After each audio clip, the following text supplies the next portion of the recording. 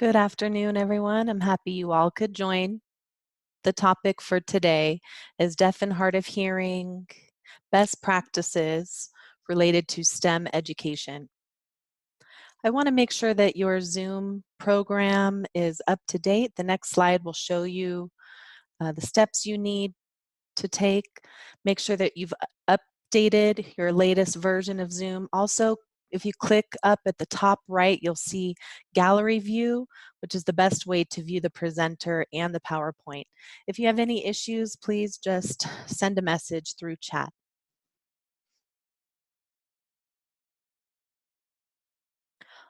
All right, I'm ready for the next slide. As you can see, this slide says Q&A, questions and answers. We will have some pauses in certain parts of the presentation. So as the presentation goes along, if you think of a question, you can type it in the Q&A box as we go along. You'll see there's different options at the bottom: Q&A, share, and chat. Go ahead and click on Q&A to type your questions, and then once I've completed a slide, I will take the time to read your questions. Time is of the essence, so I'll select a few questions that I'll be able to answer within the time constraints and then answer them. All right, next slide.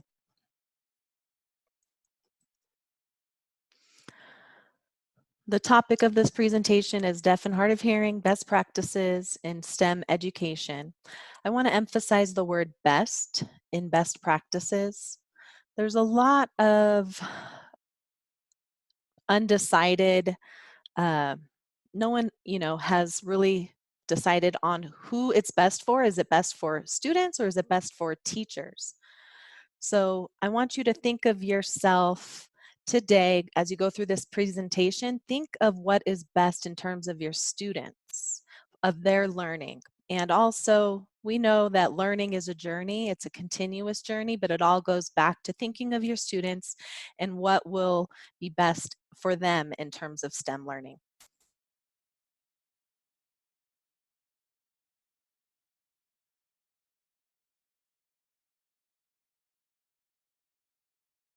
Why we're here. Why are we taking this webinar? So in terms of science education, STEM education, and deaf education, the purpose of this webinar is to join those things together. The goal is to develop a community STEM education for deaf and hard of hearing learners. And that runs the gamut from K to 12 students or post-grad students and adults. I want everyone to have a good learning experience in STEM so that we can all be on the same page.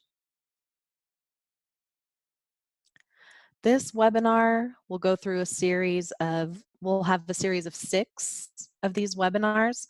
I'll just open up with this one with a basic introduction, and then upcoming webinars, we will have panelists joining. The purpose of having those panelists are to expose you to various different role models. They can share their experience, their journeys, so you can envision yourself whether you will take that same journey and experience or improve it.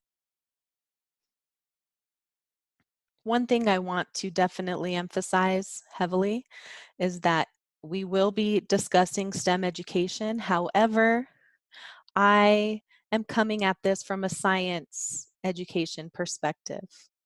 I am, of course, open-minded and open to other discourse related to other disciplines, but you have to know that my bias is there in terms of coming to you as a science educator.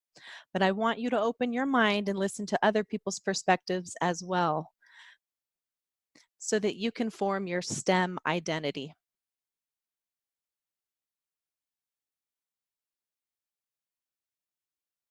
All right, next slide.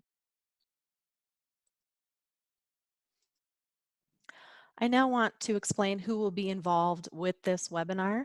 First of all, myself, I'll introduce myself. I'm Scott Cohen. I'm a PhD student at Gallaudet University in science education, and I'm currently in my third year, coming close to completion of my courses, and then I will start with my comps.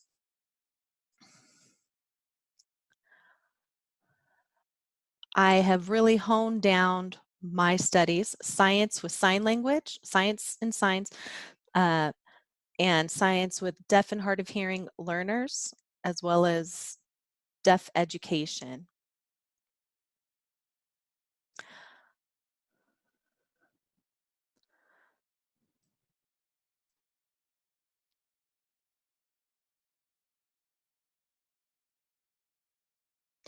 I plan to present to you things that I've learned in terms of science education and STEM education as they can benefit deaf and hard of hearing learners and students. I want you to be aware of the CSD team members who are working behind the scenes, promoting the webinar, and have been working heavily with communications, as well as the interpreter that we have here voicing for this presentation. I want to thank you all who are working today. All right, next slide.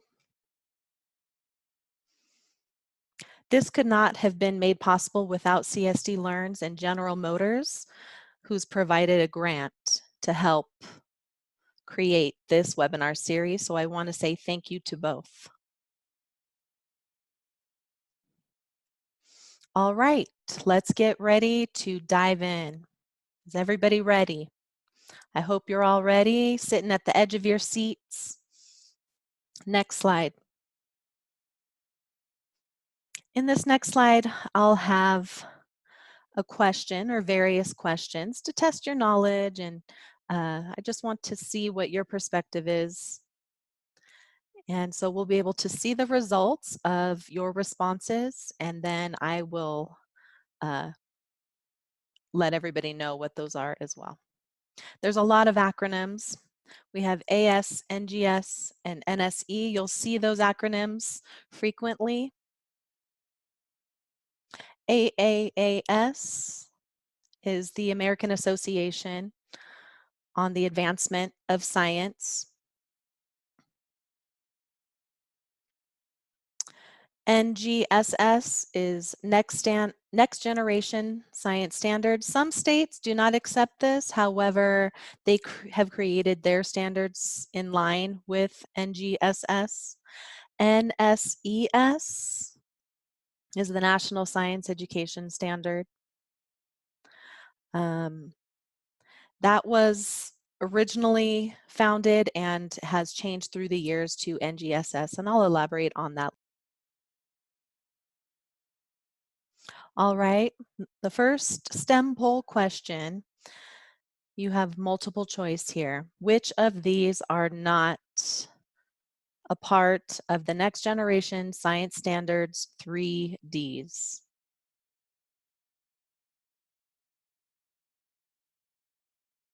Has everyone answered?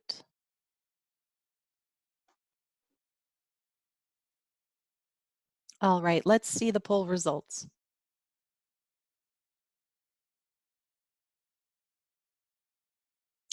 The correct answer is the third one, C, correct, Nature of Science. That is not included in the Next Generation Science Standard.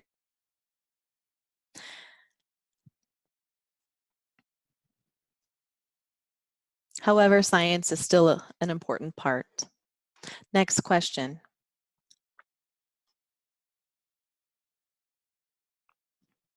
What was the primary reason for the American Association for the Advancement of Sciences Project 2061? What was the primary reason? I'll go ahead and read the answers. To increase the individual's scientific literacy is A. B is to increase the individual's test scores in science content areas. C is to increase the individual's scientific participation. And D is to increase the individual's scientific knowledge.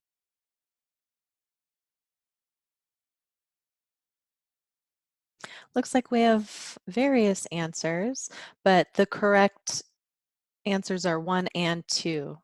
The first, oh, looks like the first and second uh, came in as a time, sorry, the first and third, but the first one is correct, to increase the individual's scientific literacy. And then the third question tied. Next question is, what type of scientific knowledge is important for our students to understand? Product or process?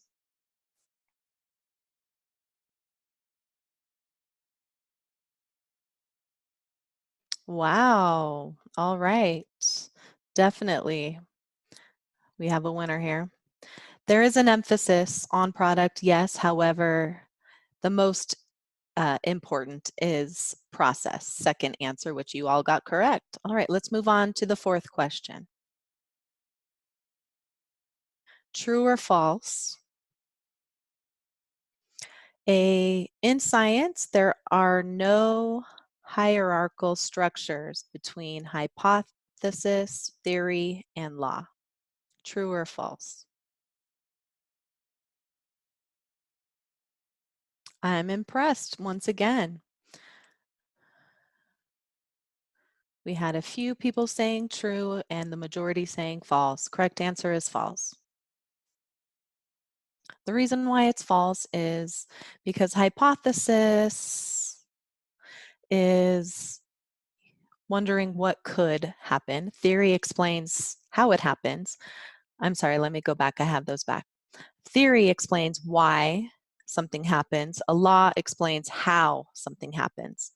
Those are different, it's a different models uh, explaining.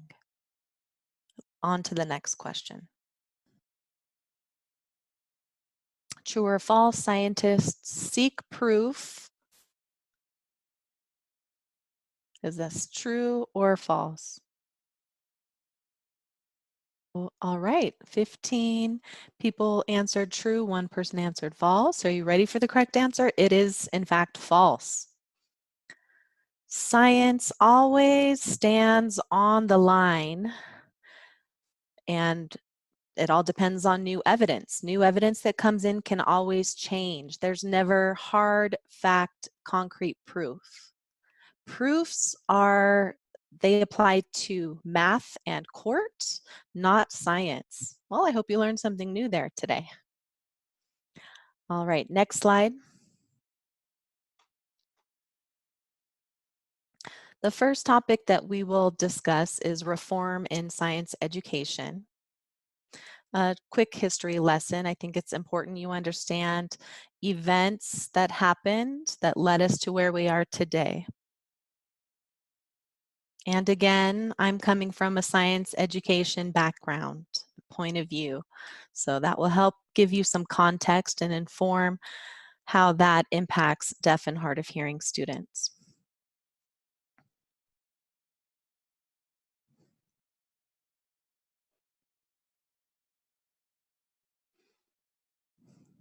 Science education has been around.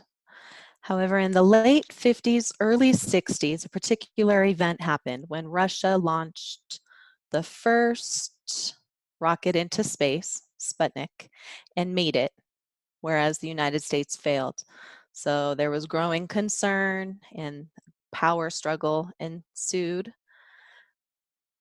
There was a political decision made to invest heavily into science and math, and mostly physics, really. There was a huge push. And in the end, we reached the moon before Russia. There was a huge investment in the sciences and in STEM uh, because of political pressure.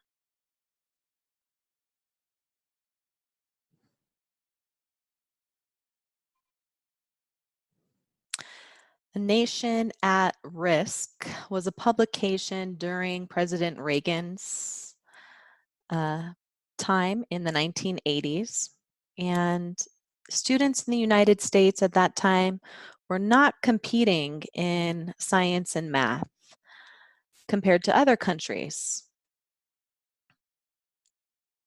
And we did not have enough skilled people to work to help make us competitive with other countries who were surpassing American students. So we needed an advancement in math and the sciences, and that's where a huge push started. I want to back up just a little bit. That space race to the moon, which happened in 1969, after that, there was a declining emphasis in science until the 80s when the emphasis increased again. In the 90s, that's when the AAAS set up Project 2061 with the intention of encouraging people to become skilled thinkers in terms of science and learning how to impact, using their skills to impact the world and make the world a better place.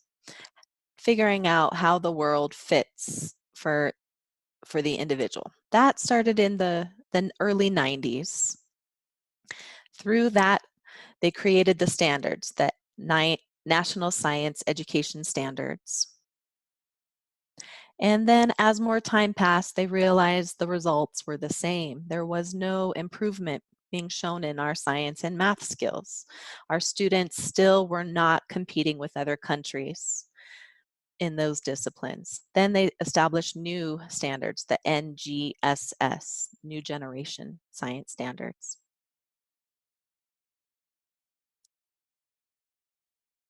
They continued to analyze and realized that students were learning a great deal of information, however, they weren't understanding how to apply it. That's why they established the NGSS 3D. 3D include practices, content, and cross-cutting. They felt that if students were proficient in all three of these things, they will learn how to take their science knowledge and apply it better. That goes back to huge science research regarding conceptual change that was being done. Not only for students, but for the wider population. Things that you see and feel and experience through your life experiences, cold and hot, weather change, changes in temperature through the seasons. And students would learn concepts in school and they could not apply it. They could not relate to it because they had never experienced it. That led to them not believing it and therefore not applying it in real life. A lot of students learn information and then toss it or dump it. They learn what they need to know for their class to pass their class. It's because there needs to be a conceptual change, and the way to make that conceptual change is through these three parts: making it intelligible, the concepts intelligible, making sure the concepts are plausible, and making sure the concepts are fruitful, which can be applied and integrated within the person. Once someone understands a science concept and they can apply it, that's the whole goal: learning material and then applying it. But then how to teach students for conceptual change, there's a lot of different ways. Some have been successful, some not successful. It all goes back to best, and you know your students best in terms of what is the best approach for your teaching for your particular students. Next slide, please.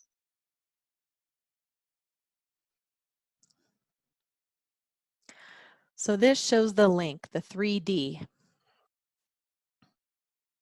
between practices and those core values. And they are all mixed and interconnected based on what is being researched.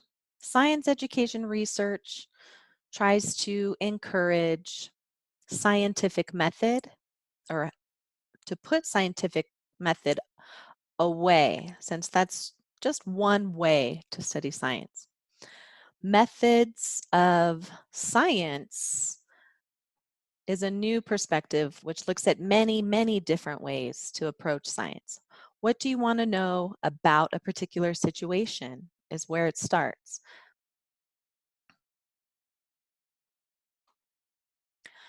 You would start with a question, or start with an investigation, or start with an explanation. It doesn't matter what order you follow. It's dependent on the situation as well as your background knowledge.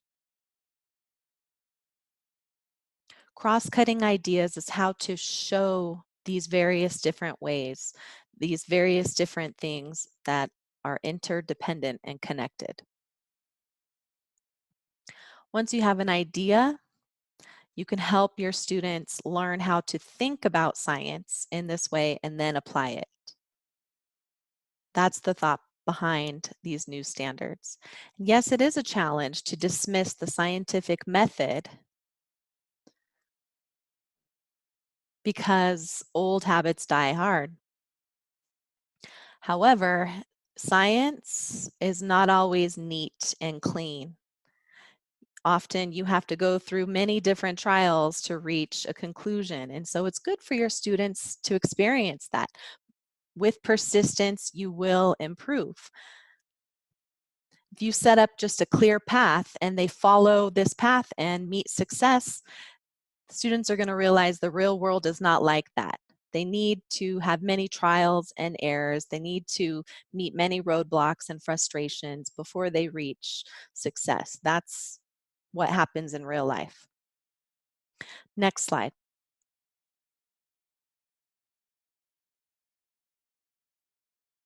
The first slide I wanted to show you answers the question of how you can shift from the scientific method to teaching methods of science.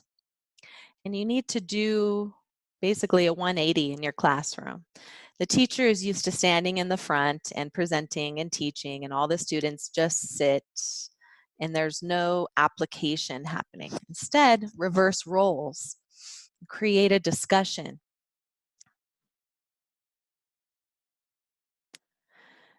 And students can speak with one another and discuss different topics with the teacher's support. That is the change in the paradigm for the classroom and how the classroom is run. Now I'll go on to what those discussions should look like in particular.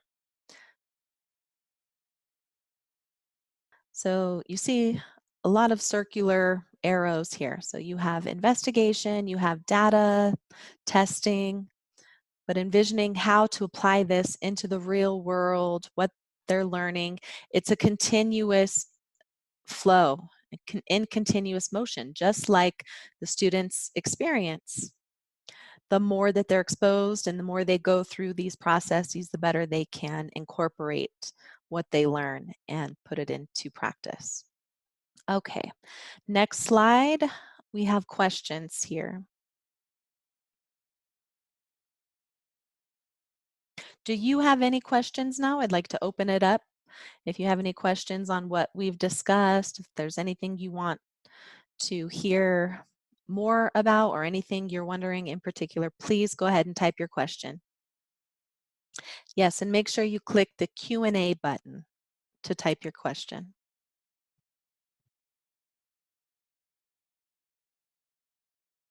Okay, Barbara just sent a question saying, how would you design activities to encourage persistence, knowing that science is messy and has a lot of obstacles? There's a lot of different ways that you can design activities. One word that I've been seeing a lot in my reading recently is ill-structured problems, meaning problems that have many different possible answers. There's not just one right or one wrong answer. That right or wrong view needs to be dismissed as well.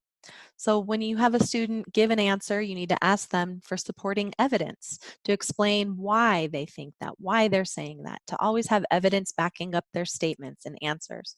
Then you would ask the students, the rest of the students, if they agree or disagree. What questions may need more clarification? That will create a discussion, a vibrant discussion in the classroom. And if you don't have the answer, then that's something that you can go back and research more to provide evidence. There's a lot of back and forth that would happen through this process. Yes, it will require time, and that's why the NGSS emphasizes less content, however, to go more in depth, to give more time to really dive deep into certain topics through the process. As we talked about before, process is important in science education, like one of our poll questions. Thank you for that great question, Barbara. Any other questions? Okay.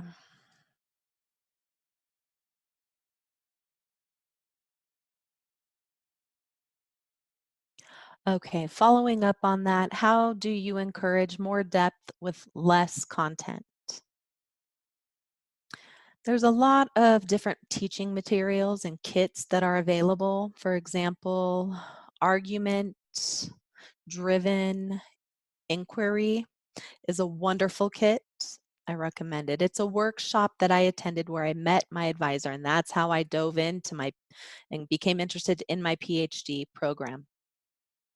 So you have a book with various different lab activities, and that could take 5 to 10 days for one concept, let's say. But you have to have time built in before to have an active discussion before you dive into the activity.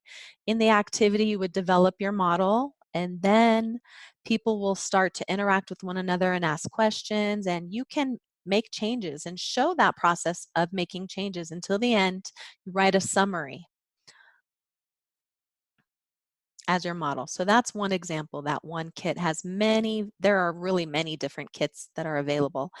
The final slide in this presentation will have resources, and there is a huge, huge bank of different resources that you can find to best meet your needs.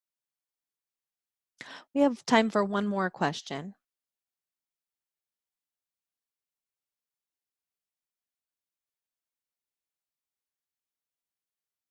Oh, I see someone asked a question in chat.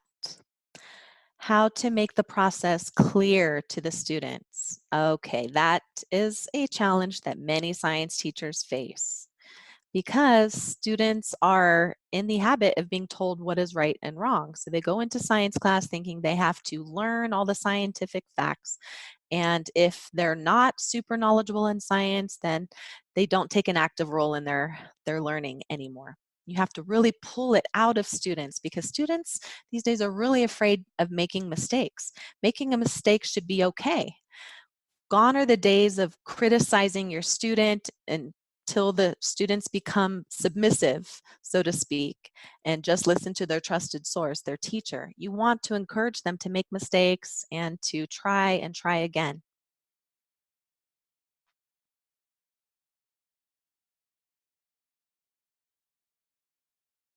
Last question. Oh, a sign dictionary. You'll be seeing those in future slides regarding specific signs if you're wondering what the signs are uh, for certain scientific terms. All right, let's move on to the next slide. The state of STEM education.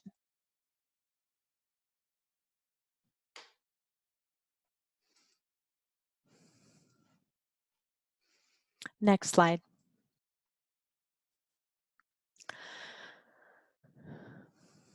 So I will explain now what uh, created the foundation of STEM. The NSF released STEM education and put an emphasis on STEM education to make us more competitive in the workforce. And we wanted to make sure that students were all up to snuff so that once they graduated, they would be competitive. There's also another group wanting students to have 21st century skills, and there's 4 C's included in this: communication, collaboration, creativity, and critical thinking. Those 4 C's are really important and for the process of breaking through failures or breaking through roadblocks that I was speaking about before. Also, the field of science in history has been led by white males in history, and that is not a good representation for competitiveness. You cannot rely on one group of people. In STEM education, it's a great opportunity to include various people of various ethnicities, genders, um, and so forth to become more competitive with the world. Also, because of real world application. In STEM education, students wrestle with something for the goal of solving a problem in the world or resolving a personal experience, a personal struggle. The goal is to help or to make their place in this world.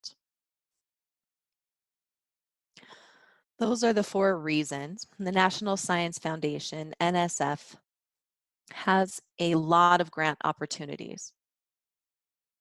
And those grants have motivated people to apply.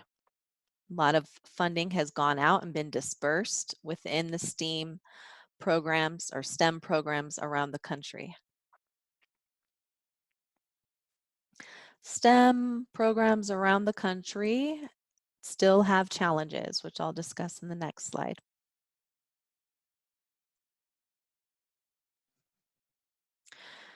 There are many different approaches. Oh, I'm sorry. Yes, there's many different approaches, which means that people can easily become confused or people will easily disagree with one another. You have STEM, you have STEAM, you have STREAM, you have STEMists, and various different groups that feel that theirs is better than the other. However, they all are the same. They're all under the same umbrella, the same goal. That is making those groups more competitive rather than collaborative, ironically. Hopefully, we'll learn how to work together better with those various disciplines. Science teachers and math teachers often have an issue collaborating. The goal is to learn what the STEM process, what is included in STEM. There's not enough professional development opportunities for teachers to learn how STEM can apply to their schools. And the school system, the school structure is not well suited for the STEM. STEM is a 21st century idea, which follows those 4 C's I outlined earlier, which means thinking out of the classroom, getting outside of the classroom, talking, collaborating, moving, not just sitting at your desk all day. In that situation, students can't truly learn if they're not moving. So these are various challenges in terms of how to apply STEM education. Often we come up with a great and exciting idea, but then we look at the system that we're within and drop that idea and go back to doing things the old way. Again, there's a lot of research in process right now. Question is if STEM should link up with various disciplines or if it should remain its own discipline. There's still a lot of discussion about that ongoing to this day. Next slide. All right, I want to open up for questions if any of you have questions about STEM education.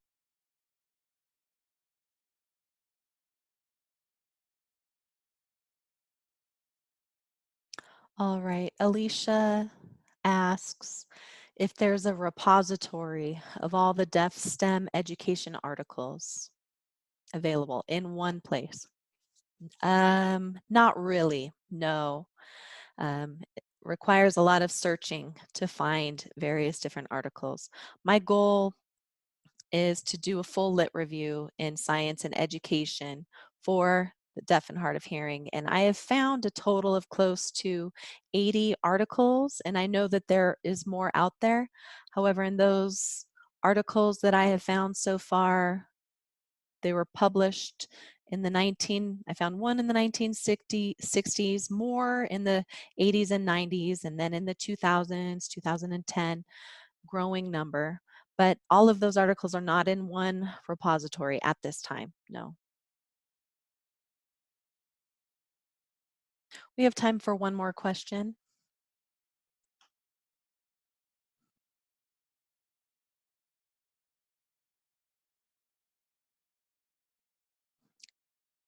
I'll wait about 10 more seconds for another question if there are any.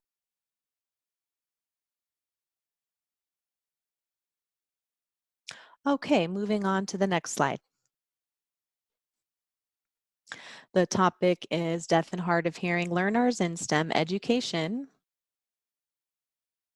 And talking about science education reform and STEM education, how that applies now to deaf and hard of hearing learners. Next slide, please.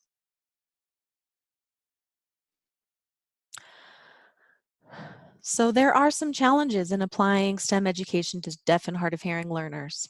Two main challenges are that deaf and hard of hearing students are not well prepared to enter college for STEM and science related majors. If you look at the first chart here on your left,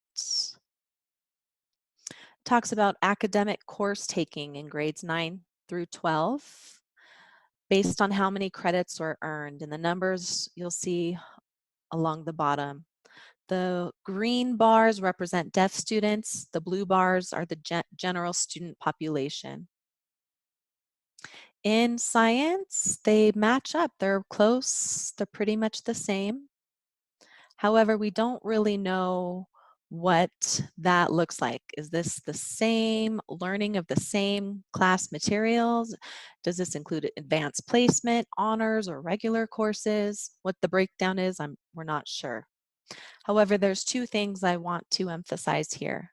First, looking at math, you'll see that for math in general, both deaf and the general population take the same classes. However, deaf students take more basic math, whereas the general population are taking more advanced math classes. That already is causing a disparity and for deaf students to fall behind.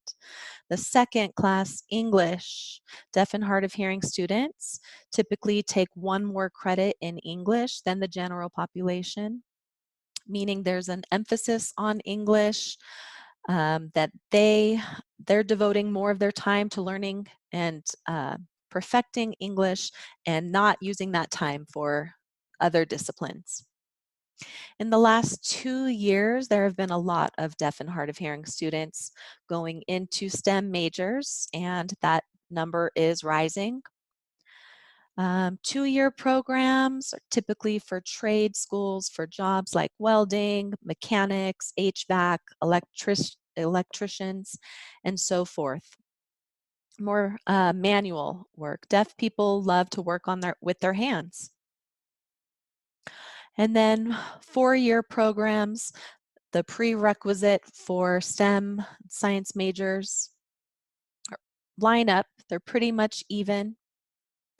And then numbers of students going into grad school, that is where deaf students are majorly at a lesser disparity. It's like a bleeding pipeline, a leaking pipeline, if you will. The general population is passing through to get their master's degree, and there's a leak where the deaf students are not flowing through. There are issues with people of color as well as women also. Research is showing that there is a leak. There is a leak happening. So how do we fill that hole? That will be what we discuss in our upcoming webinars. So science or culture and language of science is very unique, and it really applies to the person. People are the ones doing the research. People are the ones creating the theories. You know, when you think of Darwin, do you think Darwin would have been interested in Newton's research and vice versa? Probably not. They each had their own interests based on their experience, and they developed their own cultural interpretation of science.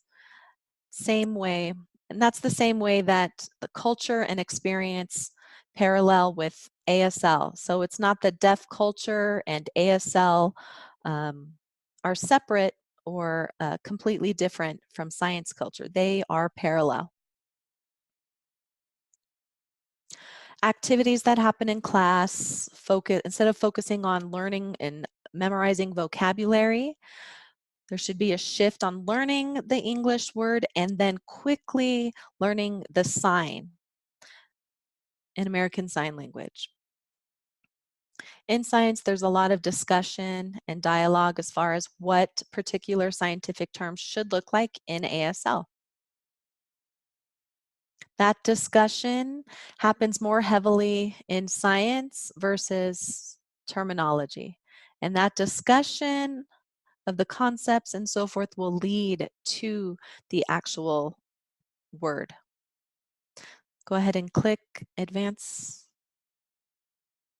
I've laid out the process here. Deaf and hard of hearing students may use English and ASL interchangeably with science. Science discussions help a student envision what a particular concept can look like in ASL as well as in written English, and those can be used interchangeably. So there was a question earlier about having a science sign dictionary. Really, the best dictionary is through an ongoing discussion, through collaboration. We can develop those set signs that will be used, which will help to develop a stronger science identity.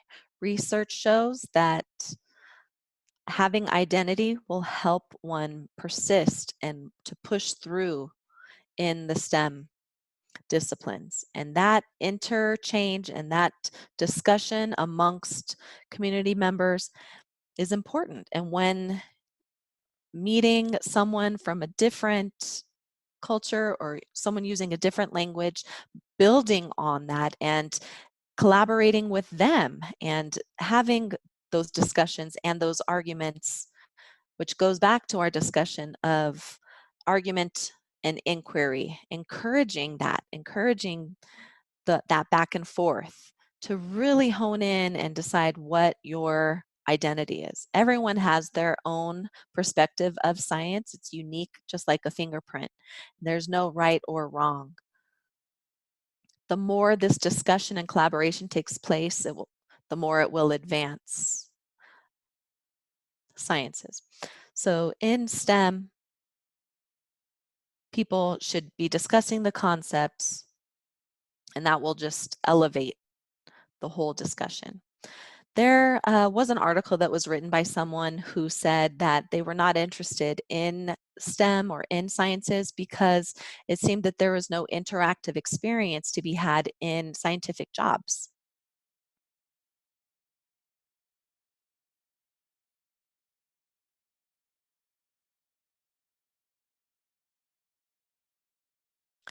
Next slide.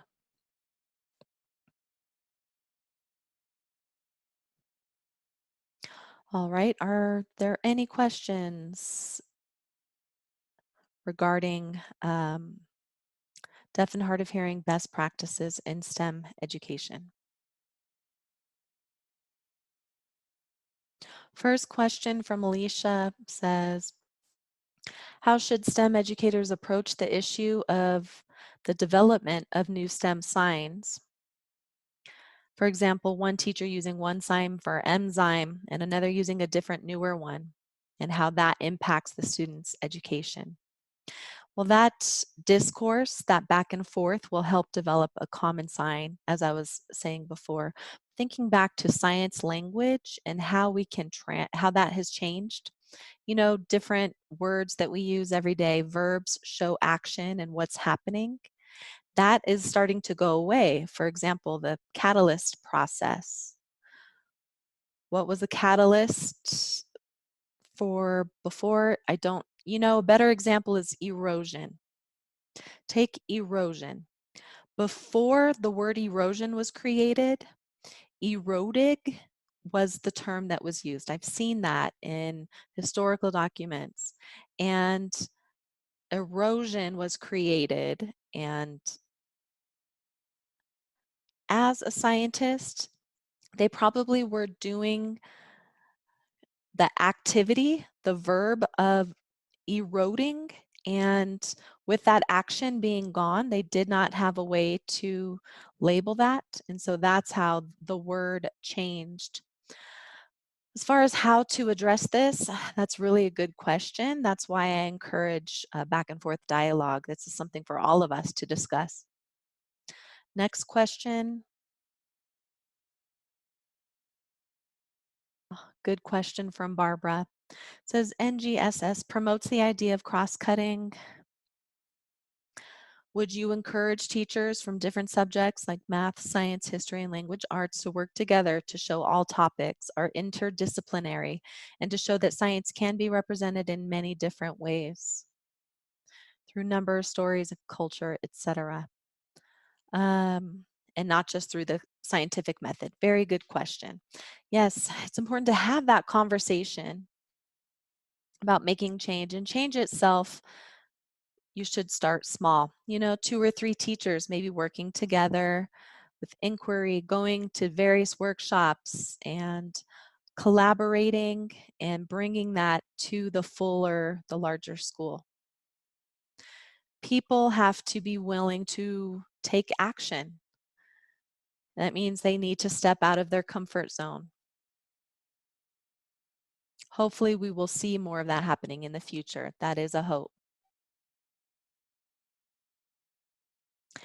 Are there any more questions? All right, next slide. These are resources that I recommend if you'd like to dive into any of these topics more in depth. But primary, national, and professional organizations thinking in science, for example, here in Georgia, Georgia State Teachers Association every year hosts a conference. And in that conference, you can learn from other teachers as far as what they're doing in their classroom to apply it to your own. There is a professional organization for science, for math, and for engineering at the state level and at the national level. And you can attend all of these conferences. They are wonderful. This is where I have learned a great deal of information. However, one challenge is taking that knowledge back into the classroom. Often it gets dismissed because there's not enough time to unpack it. There's so little time that we have with our students. It's hard to unpack the knowledge and transfer that information to our students.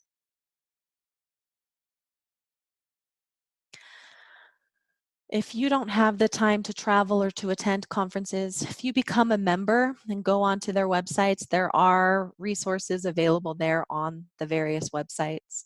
Through those resources, you can choose from a long list of uh, articles and information that other teachers have shared that you can look through.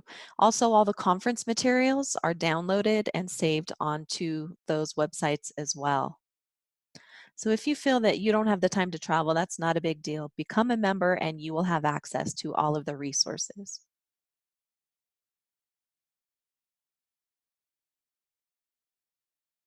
Another idea for collaboration is for you to join an informal science for informal science education. For example, going to a museum, an aquarium, or national nature center.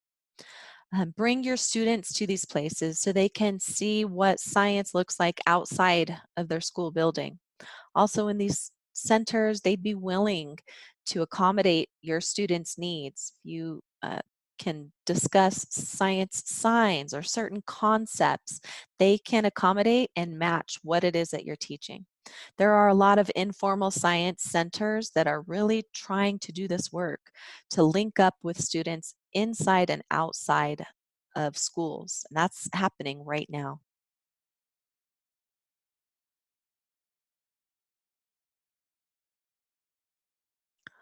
Like I said, you feel free to dive into these resources and see how they can apply in the classroom. The professional organization that I just mentioned is National Science Teacher Association. The second one is Science Literacy, which really talks about various scientific concepts, scientific literacy website is a great one. Science assessment, you can find a lot of assessments. I went to one workshop that said science assessments are not well suited for multiple choice questions. Instead, you should go more in depth into one question and have the student really dive in with their answer. You'll find more information there about that. Understanding science helps students grow their questions and will help you also become more confident in science. Interactive simulations for science and math is something that you can look at applying possibly in your classroom. They're open for student use and it's a great resource. I really encourage you to look at what's available there, use it in class, have the students use it themselves.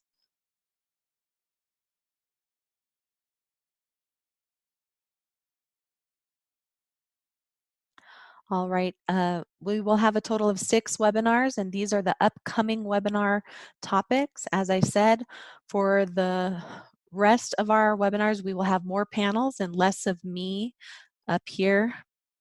Um, and we will continue this subject through all of the webinars through the end of the year.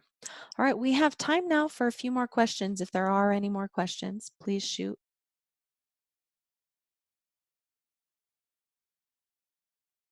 When this webinar is finished, a survey will go out that will help me gather feedback in terms of how you feel this webinar went. Please be honest. Um, there's no answer too complicated. Just feel free to answer freely. Brooke Ann asked, what's a good place to stay tuned? And this was answered.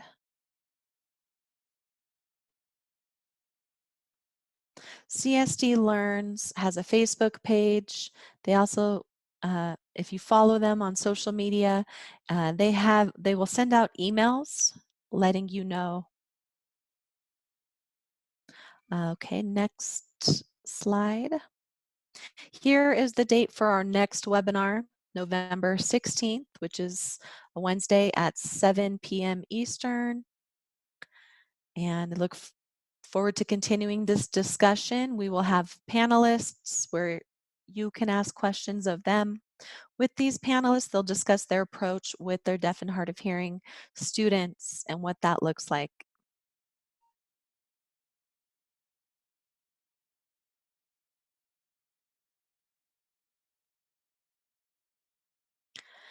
In the next webinars. Oh, Michael is saying great. Oh yes, the rest of the webinars will be accessible in sign language. It looks like we're right at 8 o'clock.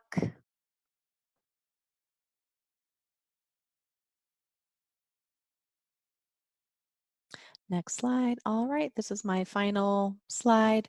Want to thank you for attending this webinar on best practices in STEM education for deaf and hard of hearing students. Please take time to digest all of this information and how it can apply to your teaching, and have a good night.